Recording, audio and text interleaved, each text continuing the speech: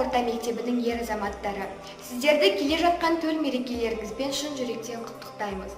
Елім дейтін ер болмаса, ерім дейтін ел қайдан болсын деп, кемеңгер халқымыз айтқандай, еліміздің өркендеуіне қосып жатқан үлестеріңіз үшін үлкен алғыс айтамыз. Отбасыларыңызға амандық, дендеріңізге саулық, бақытты және бейбіт ғұмыр тілейміз. Қазақтың қырандай қырағы, арландай алғыр азаматтары, сіздерді 7 мамыр отан қорғаушылар күнімен шын жүректен құттықтаймын. Ойлаған армандарыңыз жүзеге асып, мақсаттарыңыз орындалсын. Мұқалмас күш-жігер, таусылмас қуат, талмас қанат тілеймін. Биіктерді бағындырып, биікке самғай беріңіздер. Құлымыз әрдайым ысқақ, еліміз аман, жұртымыз тыныш болсын. Қарулы күштеріміздің қуаты нығайып, даңқы арта берсін. Отан қорғаушылар күні құтты болсын.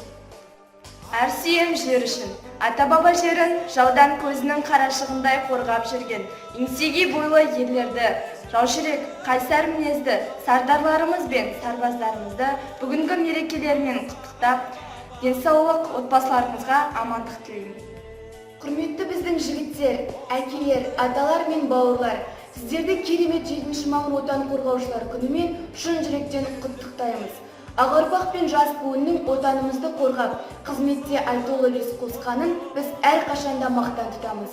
Сіздерге зор денсаулық, баянды бақыт және елімізге тыныштық тілейміз. Құттықтаушылар Берқайыр Аманшин атындағы Қазақ орта мектебінің 11-ші Б сынып оқушылары.